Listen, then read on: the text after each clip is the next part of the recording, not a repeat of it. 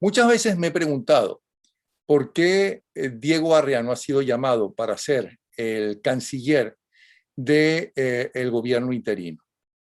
Si alguien tiene méritos para eso y conocimientos para eso y ha tenido puestos importantísimos en las Naciones Unidas, es exactamente él. Y es lo primero que le voy a preguntar. Es que él no tiene grandes amigos ni pertenece a ninguno de las 4 tribus, pequeñas tribus en que se han convertido los partidos políticos en Venezuela, lamentablemente. Bienvenido, Diego Arreano.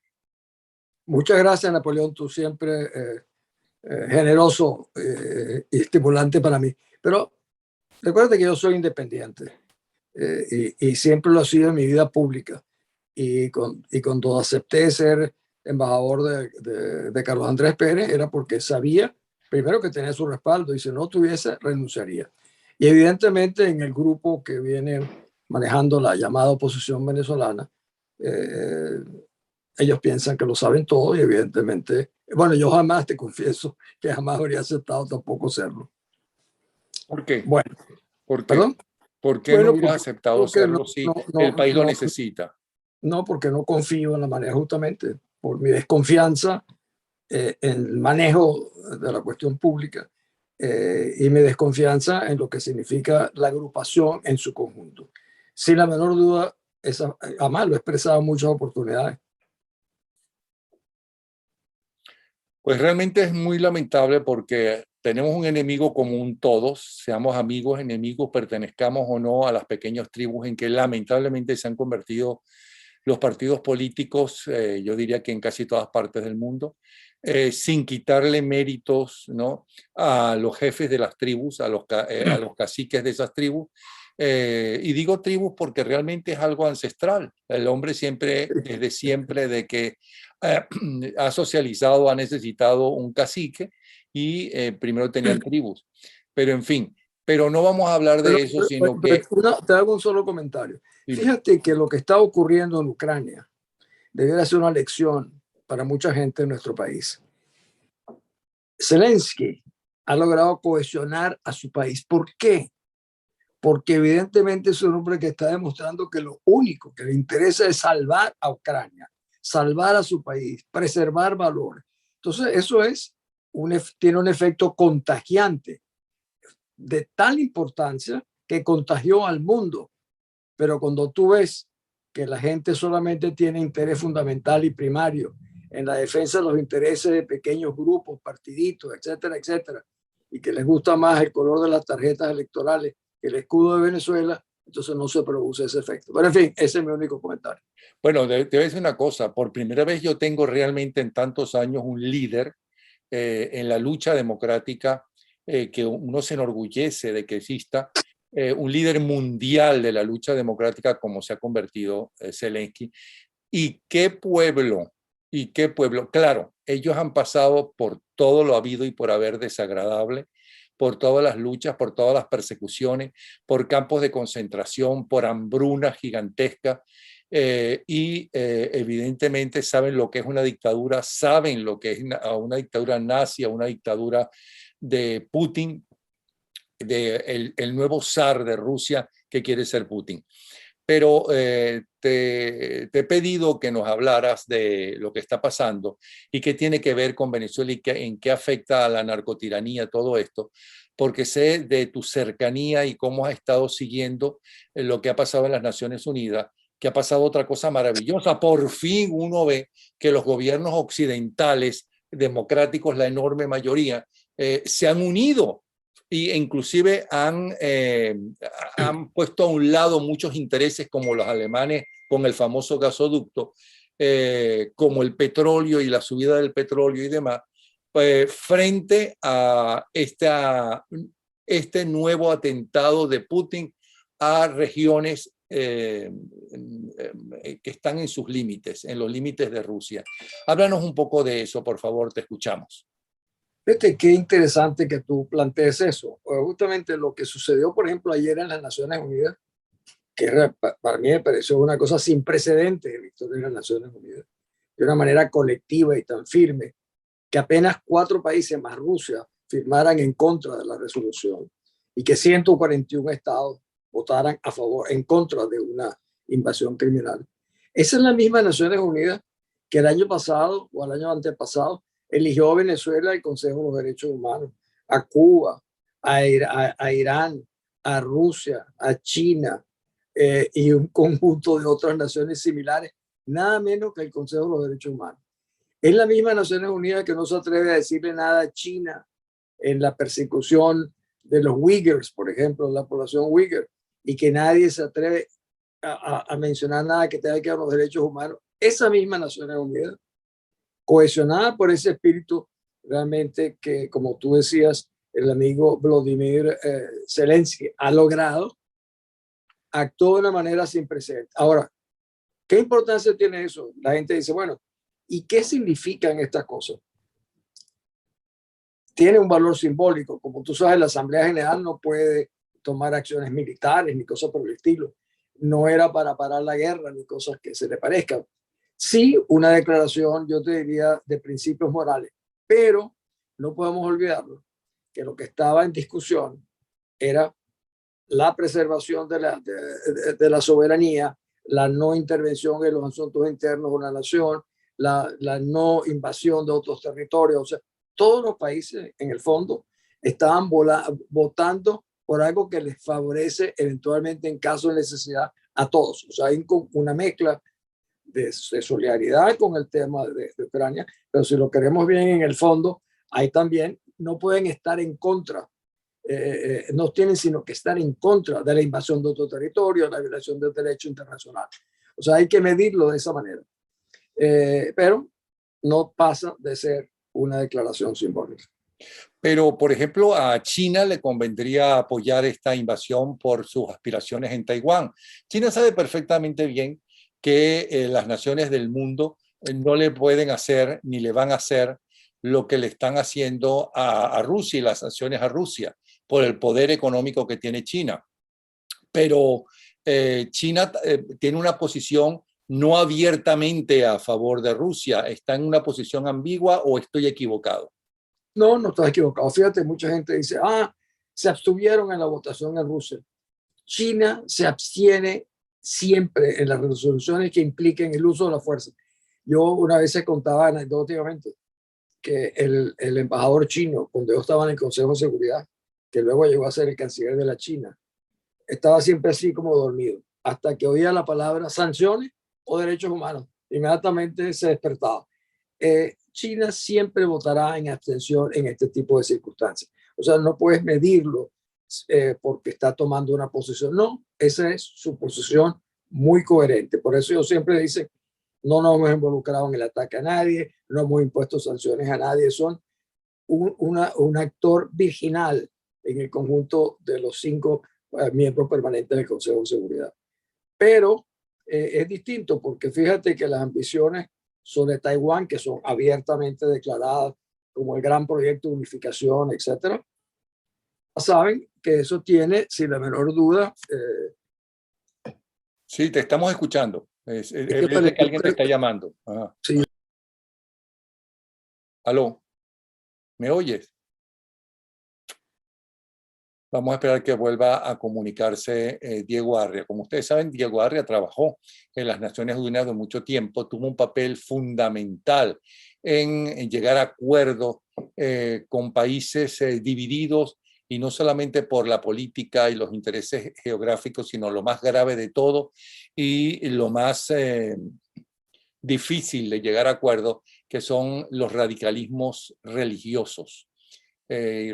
Y por eso es tan importante escuchar lo que nos puede decir Diego Arria. Por favor, ponte horizontal, pon el teléfono horizontal, Diego. Sí, otra vez se trancó por la cosa, esta llamada, que broma cuando lo llaman a uno y uno no quiere atender y hay gente que insiste. Bueno, se volvió a caer el audio y la imagen. Entonces le decía la importancia de escuchar lo que dice Diego Arria por la experiencia que tiene Diego Arria. Inclusive cuando se cumple una semana, este jueves, se han vuelto a reunir representantes de Rusia con representantes de Ucrania y aparentemente, según uno ha leído en la prensa, llegaron a un acuerdo de por lo menos por unas horas evitar la confrontación y las muertes de civiles. Pero vamos a ver qué nos dice Diego Arrio. Te escuchamos, Diego. Ahora sí creo que lo tengo correcto. Sí, perfecto. Fíjate, yo solamente te puedo hablar justamente por lo que yo he visto cuando estaba en el Consejo de Seguridad. Y justamente por eso es que me ha impresionado aún más, porque yo vi la indiferencia de las Naciones Unidas en el tema de los Balcanes, por ejemplo, que fue terrible. El comportamiento de la comunidad internacional fue, yo diría, casi de una naturaleza delictiva, mientras que tú ves hoy en día, ya no solo es una posición colectiva declarativa de una gran importancia.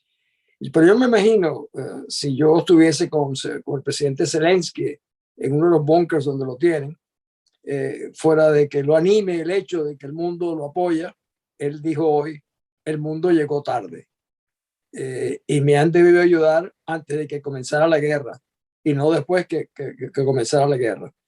Y eso es verdad, la comunidad internacional fue mareada durante mucho tiempo, Napoleón, por Putin. Putin ha jugado con el mundo durante mucho tiempo.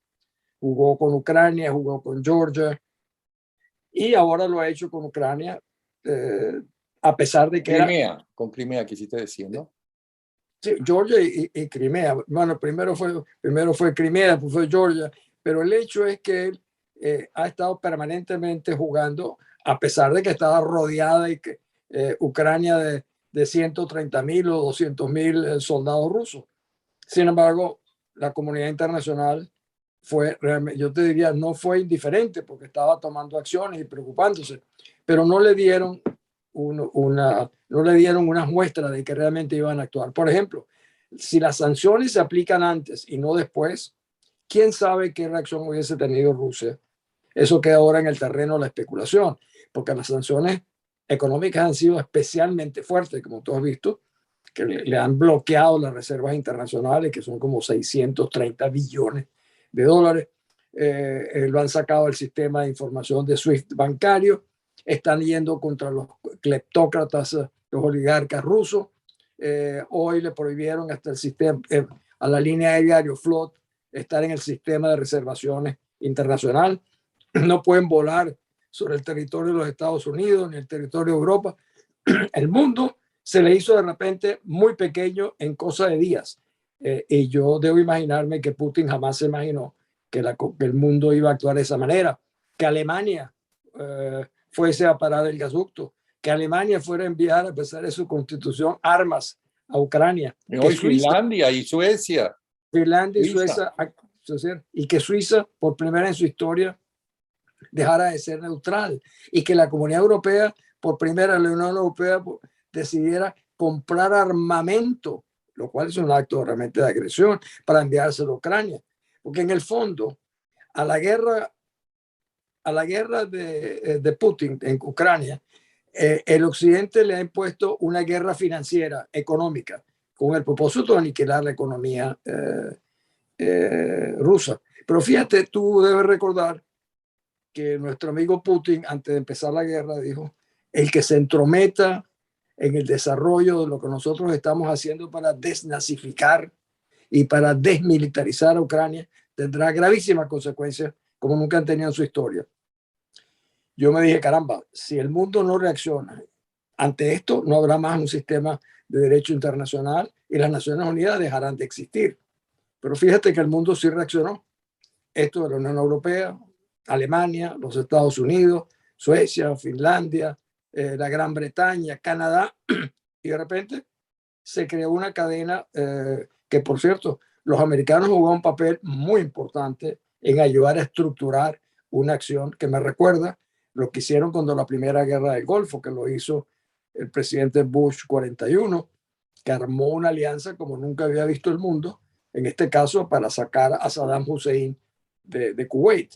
En este caso ha sido para imponerle sanciones de una naturaleza muy seria, que incluso los rusos podrían decir que es un acto de una agresión de guerra, un acto de guerra, porque evidentemente bloquearle las reservas internacionales y casi sacarlo del sistema financiero internacional es un acto muy grave. Ahora bien, no nos engañemos, tanto Rusia como China son expansionistas, son imperialismos expansionistas. ¿Cuál es la diferencia entre la política de uno y la política de otro? Es que uno siente que los chinos son como más tranquilos, más inteligentes, ¿cómo se llama? Y más temibles a la hora de la verdad frente al enemigo común de ellos dos, que es Occidente. Son 5.000 años. China fue en su momento la primera potencia del mundo. Ahora estaríamos viendo su renacimiento como segunda potencia. El manejo cuidadoso de las relaciones internacionales de China es casi impecable. Ellos hablan de un crecimiento, de la armonía. El concepto fundamental de ellos es la armonía. Y se comportan en general, en ciertos aspectos afuera, de esa manera. Pero ya hemos visto en el caso de los Uyghurs, por ejemplo, una cosa horrible, la violación de los derechos humanos. No se pueden comparar porque los chinos sí tienen un proyecto mundial en su cabeza. Putin, el único proyecto que tiene es permanecer en el poder.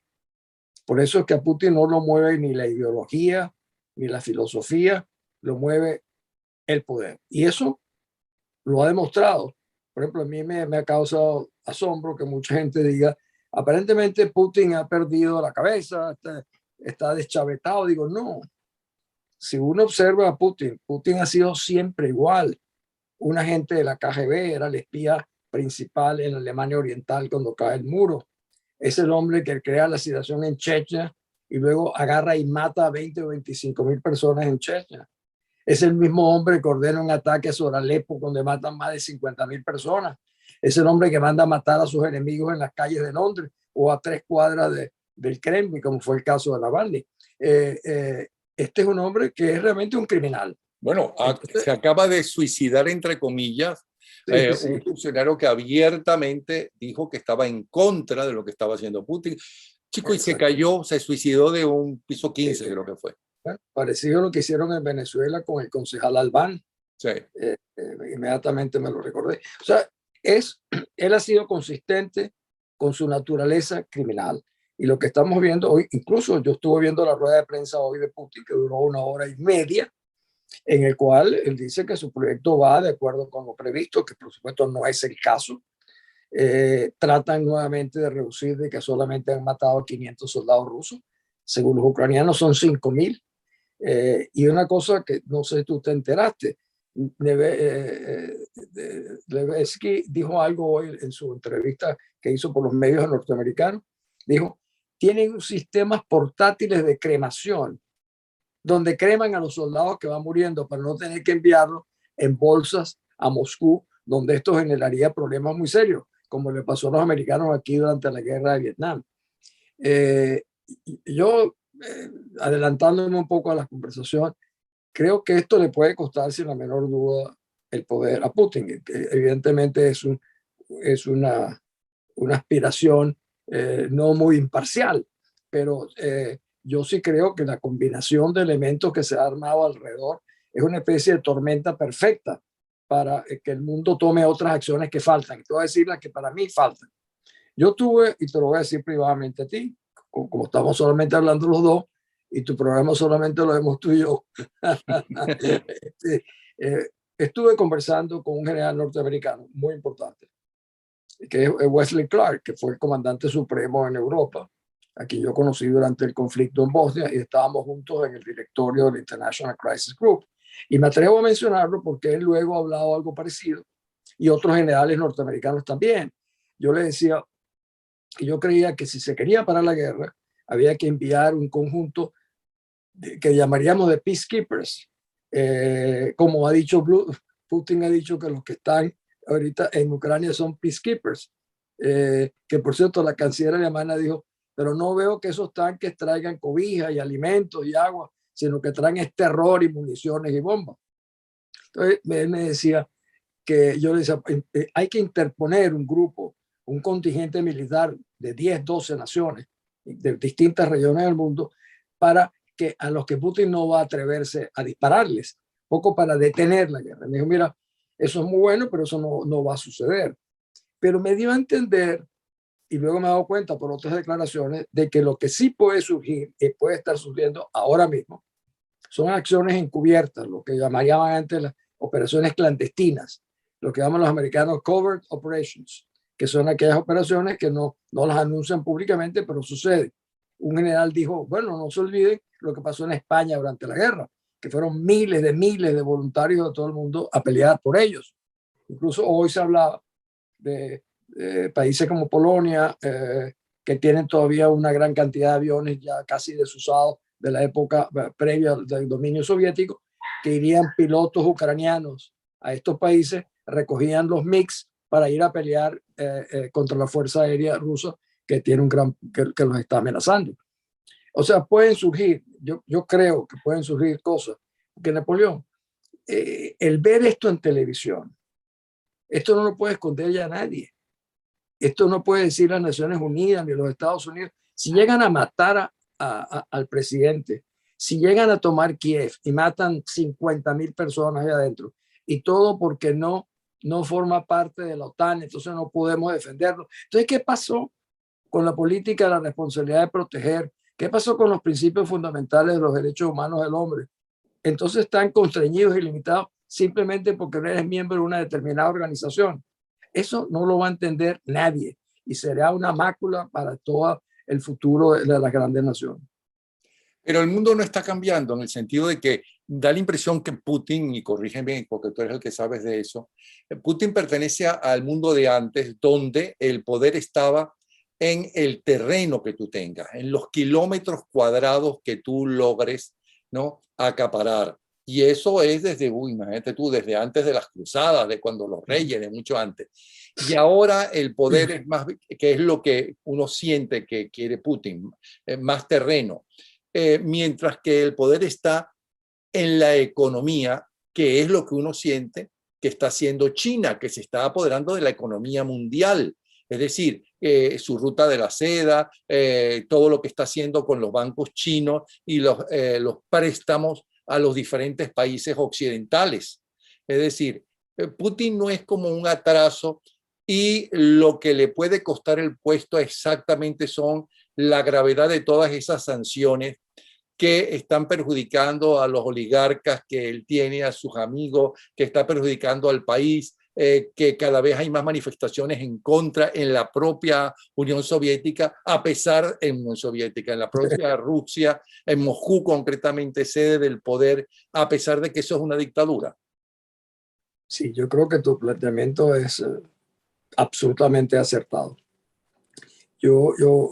Cuando tú ves las manifestaciones, no solamente en Moscú, dicen que más de 50 ciudades, acuérdate que es un país muy grande. Ahora, en cuanto tú dices el temor de Rusia, ¿cuál fue la excusa de Rusia? Que Ucrania quería entrar a la OTAN. Segundo, que estaban cometiendo genocidio en lo que ellos llaman repúblicas independientes separatistas al lado de Crimea. O sea, desnazificar a un país donde el líder es judío, que es el caso del presidente Zelensky, cuyo padre luchó como parte del ejército soviético durante 8 años.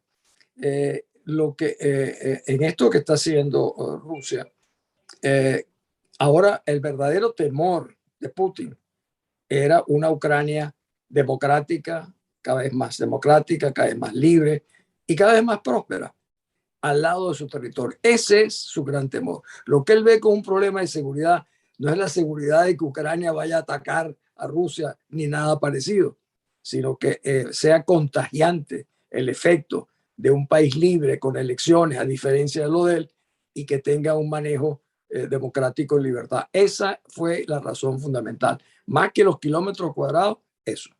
Ahora, él también habla de que se cansaron de que Estados Unidos y la OTAN, los países europeos, hayan violado los acuerdos de Minsk, acuerdos que se firmaron con la extinta Unión Soviética y que ancestralmente ese territorio era ruso. Es como decirle que los españoles dicen, bueno, pero toda América Latina debe ser nuestra, ¿no? Porque todas esas provincias, como se llamaban entonces, ¿no? Las formó España, o como que los romanos se apoderaran de toda Europa porque el fueron Imperio una Romano, época dueños de Europa. el Imperio Romano mayor aún, sí. No. Y tu pregunta sobre eso es. A Minsk, ellos violaron Norteamérica, Anuncios. para empezar. Creo que el primero fue Hubo 14 en 2014. Clinton. Violaron los acuerdos de Minsk, o esos acuerdos desaparecen con la desaparición de la Unión Soviética. No, es que esto es el de Minsk en el 2014 y 2015. Hay Minsk 1 y Minsk 2, que justamente es el que viene cuando... Eso no fue cuando Gorbachev. No, es ahora, es con Putin. Es con Pero los Putin. acuerdos de Gorbachev no era justamente que la OTAN no llegara a los países limítrofes de Estados de Rusia, y que eso lo violó la OTAN. Esos no eran los acuerdos de Minsk entonces. No, la verdad es que Gorbachev pensaba que el mundo en general no iba a ir más allá de incorporar más provincias o más estados a la OTAN. Eso es verdad, nunca hubo un acuerdo. No, lo de Minsk viene después de Crimea y de la parte oriental de Ucrania, donde entonces se comprometen quiénes son los que lo suscriben. Rusia, Ucrania, los Estados Unidos, Alemania, son los que ayudan a crear ese, como antes habían creado el acuerdo para que Ucrania se diera todo su armamento nuclear en la medida en que el mundo les asegurara su libertad, cosa en la cual el mundo ha traicionado a los ucranianos, porque ellos entregaron armamento nuclear y nadie los está cuidando. Esa es la razón. Bueno, nadie los está protegiendo. Según leí en la prensa, los rusos ya tomaron la central nuclear más importante de Europa, mayor de Europa. Yo no he visto eso. Pero Yo lo puede leí, ser. pero uno ya hoy no sabe en quién creer ni nada de eso. Lo que hicieron fue que tomaron una ciudad mediana que tiene como 250.000, 300.000 habitantes. Veo que se están concentrando en Kiev, pero tú has visto que hay un convoy de tanques y armamentos de guerra que de 60 kilómetros que tiene 2 días estancado. Hay muchas razones. Una dice, no, es un problema de estrategia militar. No, unos se dicen que los cauchos están desinflados, que no tienen gasolina, que los soldados no tienen alimentos, porque no se te olvide que Putin pensó que él rodeaba con 200.000 personas a Ucrania y que serán recibidos como libertadores y que harían un paseo con los tanques por Ucrania y seguirían luego para Rusia y pondrían un nuevo gobierno. Y resulta que se les atravesó el amigo Zelensky con un pueblo muy bravío, como tú lo decías al principio, que ha sufrido mucho a lo largo de su historia. Es el pueblo que en el año que da, 2014, cuando la plaza de Maidán, donde nevaba, pasaron 3 meses recibiendo plomo, palos, y sin embargo lograron que el presidente de esa época, que era un corrupto, lo sacaron, que es por cierto el mismo que los rusos pondrían ahora en un gobierno títere en Ucrania. Esos son los ucranianos. Y además hay que recordar toda la historia, cómo Stalin mató de hambre a propósito y con toda la mala intención a millones de ucranianos. Se llama el Holodomor, casi 4 millones de personas. Imagínate tú. Ahora bien, una cosa que uno de repente siente es que nuevamente se demuestra, y Occidente parece que se olvida, que la propaganda soviética, al igual que comunista en general, pero la propaganda rusa, ¿ok? Es muy buena, y entonces trata de engañar a la gente, que aparentemente, por lo que estamos viendo, que un pequeño pueblo, ¿no? Porque esta es la lucha de David y Goliat, ¿ok? Que un pequeño pueblo ya lleva una semana defendiéndose de supuestamente el mayor ejército en número, ¿no? del mundo, que es el ruso, en número de soldados. Entonces, que ese ejército tampoco es tan efectivo, tan importante, tan poderoso como Occidente piensa, o estoy equivocado. Bueno, el más grande, como tú sabes, es el de China, evidentemente por el problema, pero es suficientemente grande es tan grande como el turco. Curiosamente, creo que los turcos incluso superan el número de efectivos militares. Cuando tú ves a los generales norteamericanos analizando el comportamiento de las fuerzas rusas, todos tienen un denominador común: mal planeado, mala estrategia, mal ejecutado, y sobre todo que el número superior de soldados que enviaron eran conscriptos.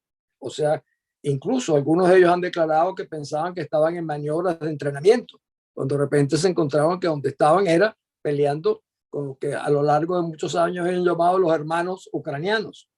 O sea, ha sido, sin la menor duda, una equivocación terrible, de una subestimación de los que asesoran a Putin, de que esto iba a ser un paseo.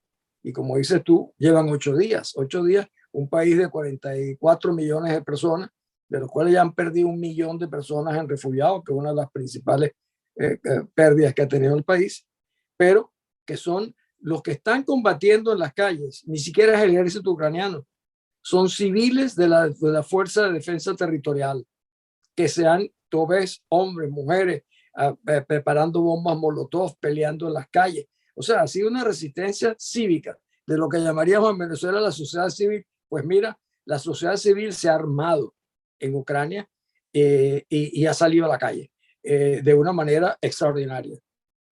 Ahora, ¿tú crees que con esto y con este ejemplo de este pueblo y de este presidente han logrado que el mundo cambiara en parte? Yo creo que el mundo dejó de ser igual a partir de la invasión a Ucrania. Esto no está sucediendo en África, está sucediendo en el centro del mundo más poderoso, en Europa.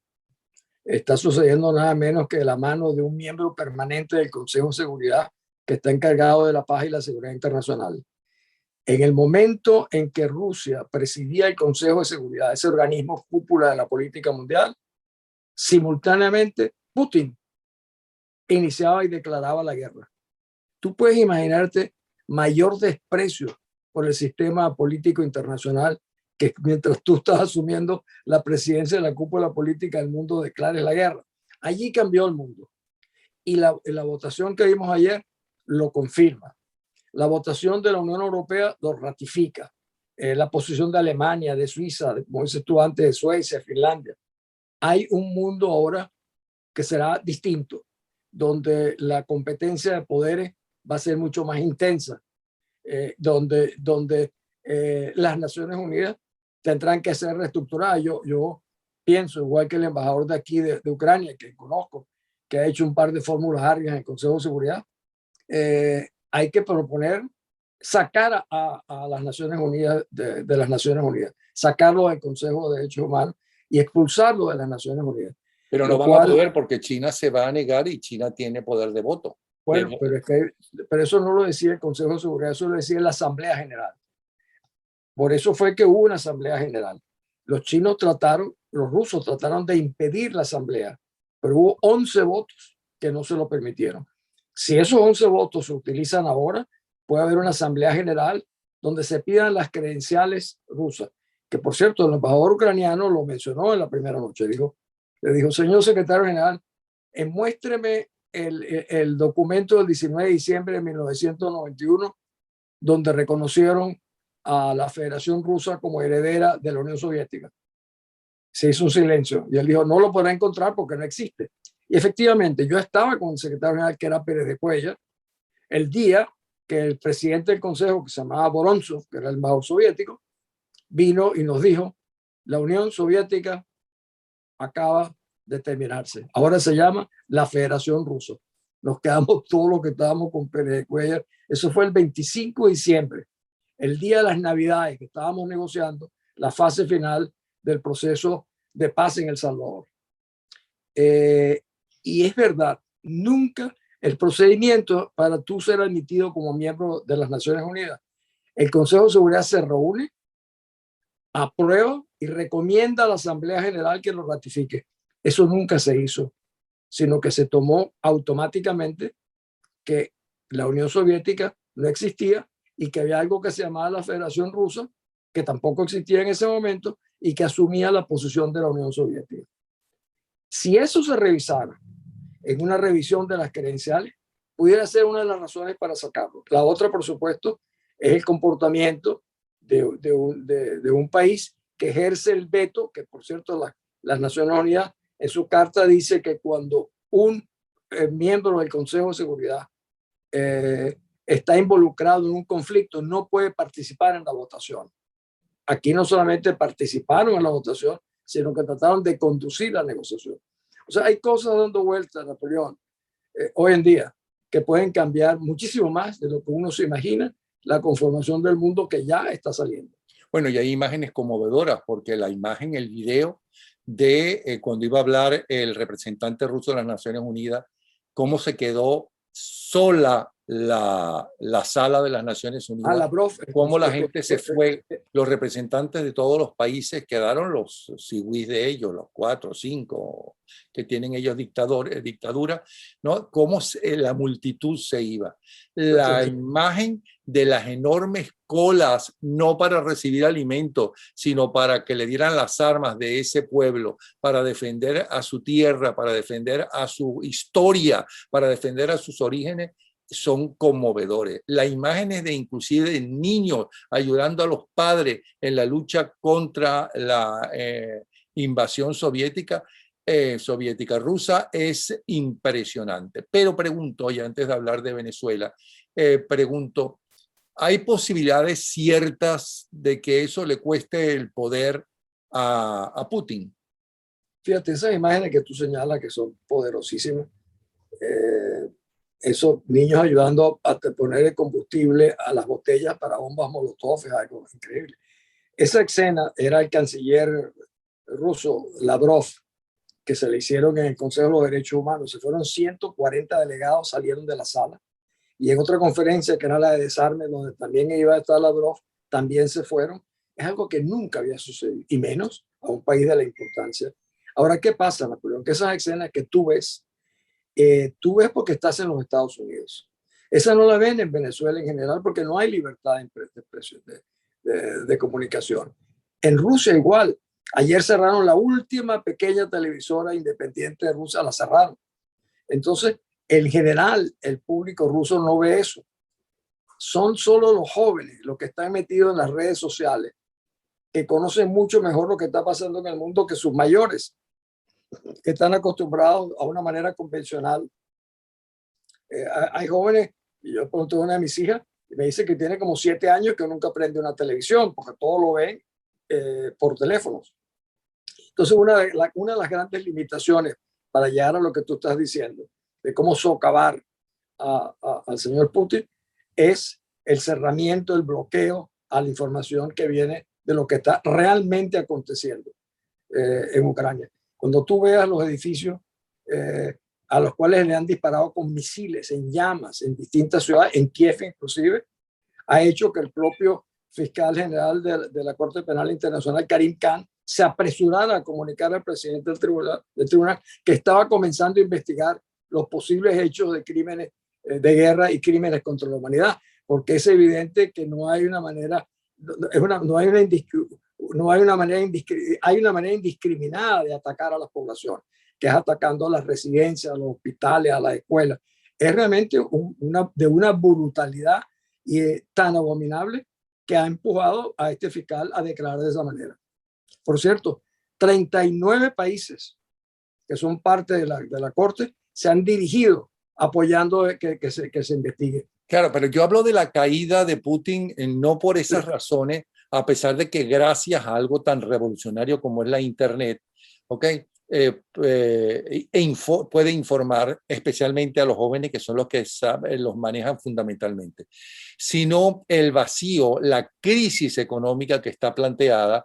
Allá hay empresas como la del gasoducto que iba a llegar hasta Alemania, o que ya llegó porque este año se iba a inaugurar ese gasoducto, que ya quebró, que se declaró en quiebra y que votó a todos sus empleados. Hay otro banco que ya cerró. Es decir, esa gente y a la persecución justamente que hay a los bolichicos, como llamamos nosotros, a los que han hecho negocios con Putin, que están siendo perjudicados, eso no va en contra del poder de Putin, eso no lo puede terminar a él de hundir. Bueno, justamente las sanciones que están imponiendo los norteamericanos es para eso. Hoy publicaron una lista de los Estados Unidos de 50 cleptócratas, que son los famosos oligarcas bolichicos, como tú muy bien lo señalas. Pues estos bolichicos, a uno de ellos le quitaron un yate de 600 millones de dólares que estaba en Alemania y un avión que es más grande que el de Putin, que vale 400 millones. A ese señor le quitaron 1.000 millones de dólares en una mañana. ¿Quién se lo quitó? Alemania. Algo realmente increíble. Entonces, estos se comenzarán a ver la cara. Por ejemplo, los fondos que tienen en distintos lugares del mundo se los están congelando a todos. Y la persecución ya no solamente va contra ellos, van contra sus familias, hijos, hermanas, esposas, amantes, etcétera, que los están en esta Comisión Atlántica que graba el Ministerio de Justicia norteamericano, justamente para tratar de apretar a Putin, de que sus principales colaboradores están sufriendo en carne propia lo que significa las acciones criminales del señor Putin. ¿Qué importancia puede tener eso? Bueno, no lo sabemos ni tú ni yo, pero yo creo que alguna importancia puede tener cuando de la noche a la mañana quedan ellos imposibilitados a mover fondos, de que no pueden entrar a los Estados Unidos, de que no pueden ir a Europa, que no pueden volar sobre el espacio europeo. Es realmente, le da una claustrofobia a todos estar encerrados como no lo han estado nunca realmente en su historia. Yo creo que sí debe tener, y si tú sumas eso a lo que le puede venir, que para mí es la próxima sanción, que es la prohibición, todo lo que tenga que ver con las exportaciones de petróleo, comercialización de petróleo, eso es la fuente de los ingresos de Rusia, que hasta ahora no lo han querido tocar los norteamericanos. Pero yo creo que con lo que está ocurriendo hoy en día en el terreno en Ucrania, se van a ver forzados a hacerlo. Y yo me atrevería a decirte, Napoleón, de que surgirán otras opciones más allá de las convencionales para impedir que haya realmente una matanza, porque como te dije al principio, ver en televisión cómo asesinan a toda una población, a un país europeo, sin que tú puedas intervenir, y que, más allá de entregarle ciertas cosas que se las han debido entregar hace muchísimo tiempo y no ahora, sería terrible.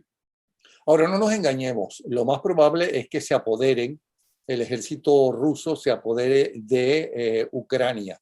Aunque tú no lees las cartas que yo sepa, ¿crees que eso es próximo, que es cuestión de horas, de días, o para sorpresa de todos nosotros, como hemos estado sorprendidos hasta ahora, va a tardar más de una semana? Yo creo que fíjate una cosa es entrar a la ciudad y otra es enfrentar a una población que resiste en todos los lugares. O sea, la guerra urbana es muy complicada.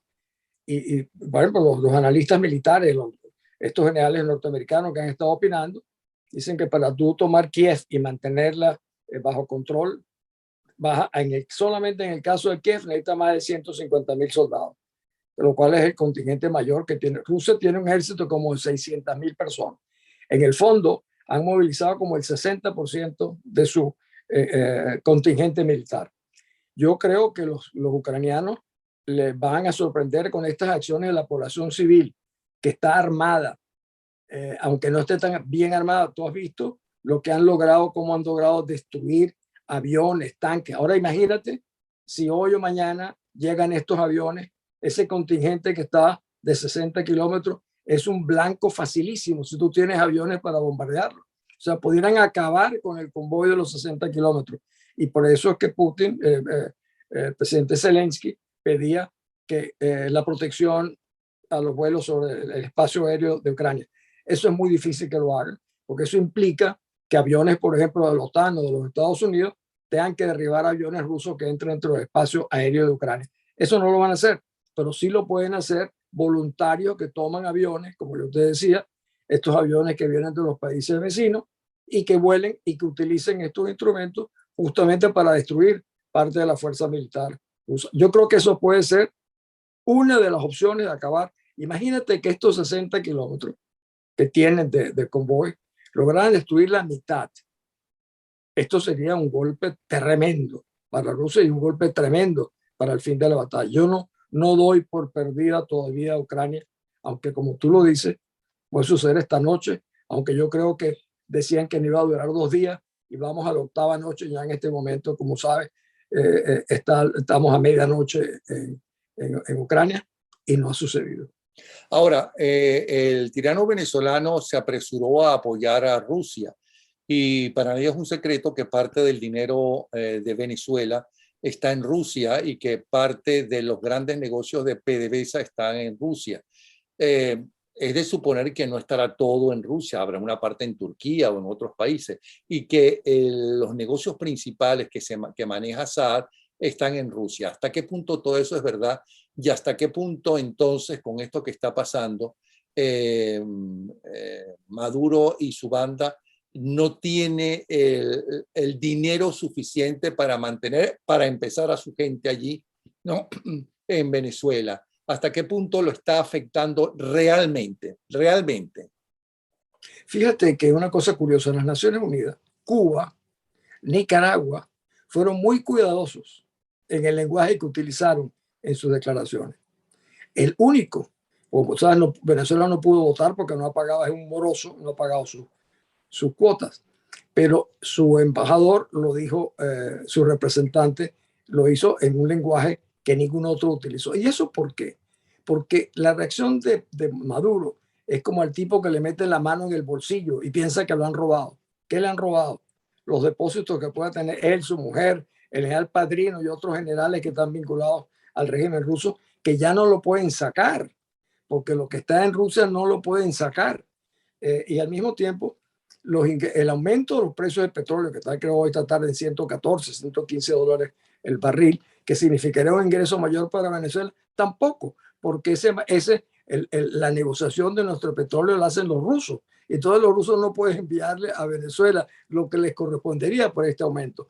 Es una medida que sin una menor duda los afecta de una manera muy importante, fuera lo que signifique sus depósitos particulares de él, de Padrino y otros generales. Ahora, Rusia no puede manejar el dinero a través de China. Los chinos tienen un sistema financiero particular, no recuerdo el nombre, que han tratado de sustituir un poco al dólar. Los chinos no creo que esté dispuesta a enfrentar a la comunidad mundial por ese tema, porque eso significaría que están violando una norma que en el fondo de casi todo el mundo. Yo dificulto que los chinos vayan allá a dar ese paso, porque eso sí significaría un enfrentamiento de China con la comunidad financiera internacional, que no creo que les interese hacer. Esa es mi visión. Sí. Por último, ¿cómo se llama? ¿Qué nos enseña el presidente de Ucrania y ese pueblo ucraniano, no solamente a los venezolanos, sino al resto del mundo? Un mundo que está tan dividido, ¿cómo se llama? Como está ahora en todas partes del mundo, con unos partidos políticos cada vez más débiles, ¿no? ¿Qué nos enseña? Bueno, fíjate, lo primero, yo te decía hace rato que el presidente Zelensky es un hombre que por su posición ha logrado sacudir a la sociedad ucraniana y las ha arropado de una manera tal que tú ves al que era presidente, que compitió con el presidente Zelensky ahora, con un fusil defendiendo, y todos sus opositores políticos, porque defendían a Ucrania. No estaban defendiendo a sus partidos, estaban defendiendo a la libertad, a la democracia y a su patria. Esa es una enseñanza poderosísima. Yo te decía que los venezolanos deben poner atención, pero claro, para tú poder hacer eso, tú requieres tener Lesenskis que sean reconocidos como honestos, honorables y que sean capaces de activar, de conducir a una sociedad y de preservar valores que, como tú decías, son fundamentales para un mundo que viene. Yo te iba a decir la última palabra sobre en la conferencia de las Naciones Unidas. Habló la canciller alemana y dijo, la semana pasada nació en un refugio antiaéreo una niñita. Le pusieron el nombre de Mía. Y yo digo, Mía, dijo ella, es para mí el nombre de la esperanza. Yo le pido a los miembros de las Naciones Unidas que mañana voten por Mía Y efectivamente, las Naciones Unidas votó por Mía. Y el embajador de Dinamarca, en nombre de los países noruegos, dijo, dijo, las Naciones Unidas tienen una manera de referirse en los conflictos a las partes, que yo siempre he considerado amoral, porque es darle la misma equivalencia al atacante y a la víctima. Digo, a los que dicen eso, dijo el embajador, yo les digo, si Rusia cesa el fuego, se acaba la guerra. Pero si Ucrania deja de resistir, no sobrevivirá Ucrania. Bueno, gracias Diego por esta conversación. Gracias por todo lo que has hecho. Esperemos que no solamente te llamen, sino que te convenzan, porque necesitamos un canciller y no tenemos ni siquiera canciller, ¿ok? Pero necesitamos un canciller de altura, un canciller que conozca el mundo, que haya discutido y haya estado en posiciones importantísimas, inclusive que llevan tu apellido en las Naciones Unidas. De verdad esa es la razón por la cual nunca me llamarán. Bueno, ojalá te equivoques, ¿ok? Un abrazo. Porque el país te necesita, ¿ok? Claro. El país. Gracias, ¿sí? Un abrazo. Un abrazo fuerte. Hasta luego.